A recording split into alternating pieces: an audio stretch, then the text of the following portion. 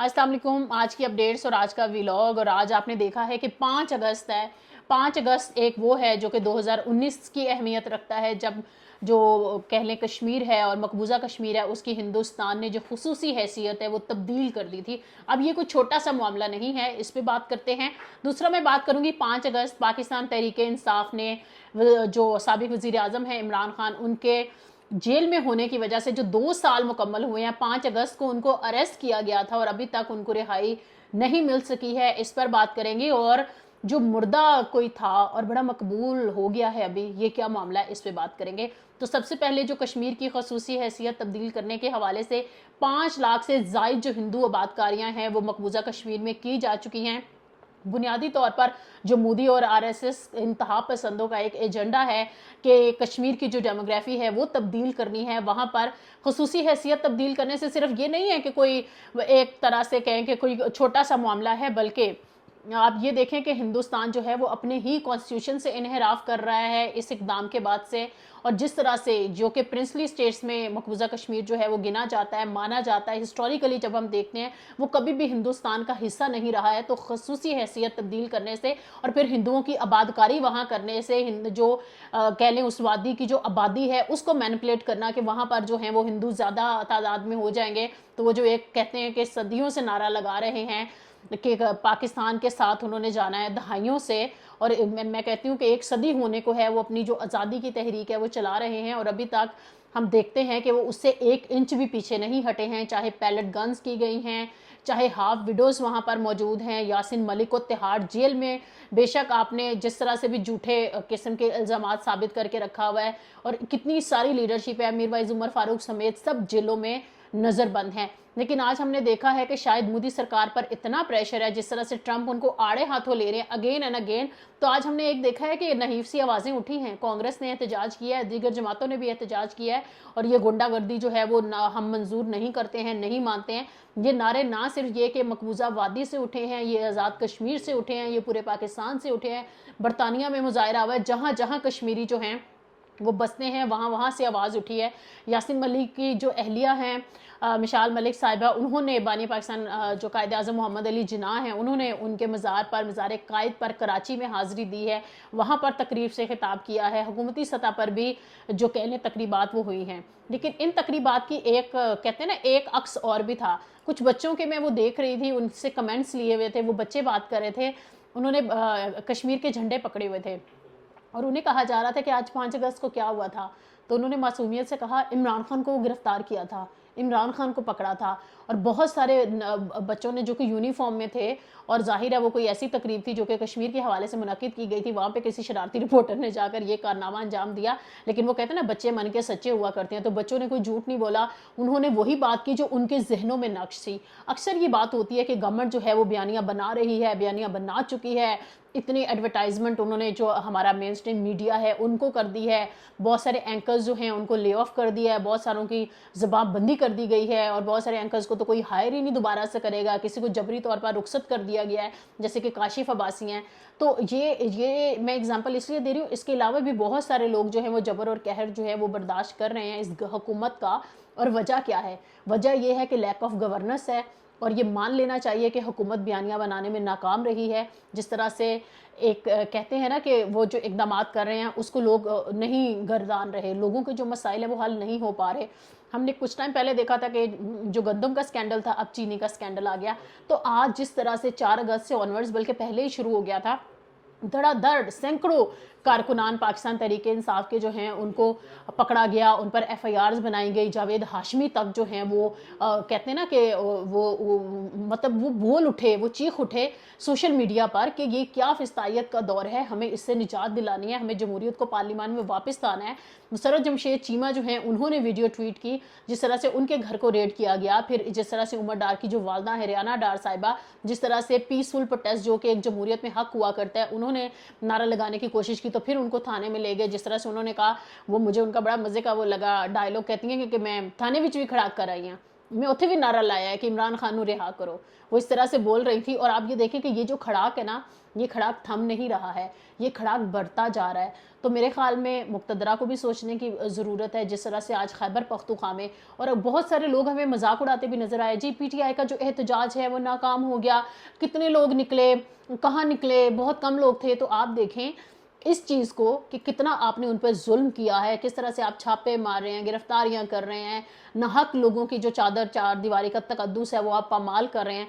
तो इसका क्या मतलब है कि लोग निकले नहीं हैं? लोग बिल्कुल निकले हैं। जिस तरह से इमरान खान की बहनों के साथ पूरा दिन वो घनचक्कर होता रहा, डियाला की तरफ उनको जाने नहीं दिया गया, सलमान अकरम राजा, महमूद अचकजई, उमैर नियाजी समेत जितने भी पीटीआई के रहनुमाएं, सब ने कोशिश की। आज हमें ये भी नज़र आया टीवी चैनल्स पर कि हमें 8 बजे पीटीआई नहीं नज़र आ रही थी वीडियो पर। सब कहीं ना कहीं अपने तौर पर, जिस तरह से उन्होंने ऐलान कर रखा था कि अपनी अपनी डिस्ट्रिक्ट्स में हम लोग प्रोटेस्ट करेंगे, तो वो हमें नज़र आ रही थी सारी चीज़ें। लेकिन इस सारे मामले में अब ज़रूरत इस बात की है कि, और फिर एक और सिलसिला शुरू हुआ जी, फैसलाबाद की पहले सरगोदा से सजाएं दिलवाई थी, अब फैसलाबाद की जो इंसदाद दहशतगर्दी की अदालत है वहाँ से फैसला आ गया जी। उमर, और फिर इलेक्शन कमीशन ऑफ पाकिस्तान ने नोटिफाई कर दिया उमर अयूब भी नाअहल है, शिबली फराज भी नाअहल है, राय हसन नवाज भी नाअहल है।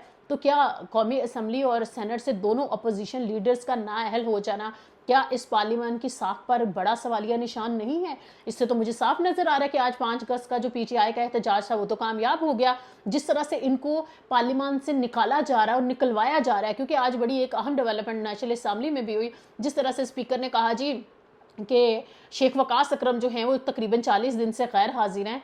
और मेरे ख्याल में वो क्यों गैर हाजिर हैं, क्या सबको नहीं पता कि जिस तरह से पीटीआई के कारकुनान पर रेड हो रही है उनको पकड़ने की, और उनके साथ उनकी जो पार्टी एफिलिएशन है वो ख़त्म कराने के लिए, या इमरान खान का साथ छुड़वाने के लिए अभी तक ये जो एक वो कहते हैं ना हमले हैं वो जारी हैं। और शेख वकास क्यों नहीं हैं? क्या स्पीकर साहब जो हैं वो कोई नए आए हैं, वो पुराने जमहूरी लीडर नहीं हैं, उनको क्यों मालूम नहीं है? और ऐसे लग रहा था ये सब बाय डिज़ाइन हो रहा है। जिस तरह से एमएनए नौशीन इफ्तिखार, जिनका ताल्लुक पाकिस्तान मुस्लिम लीग नवाज से है, उन्होंने फौरी तौर पर तहरीक भी जमा करा दी कि उनको डी सीट या फिर जो कॉन्स्टिट्यूशन की क्लॉजेज हैं उसके तहत 63 एज आए जो है वो रेलिवेंट क्लॉज है, उसके तहत उनको निकाला जा सकता है, वो गैर हाजिर रहे हैं।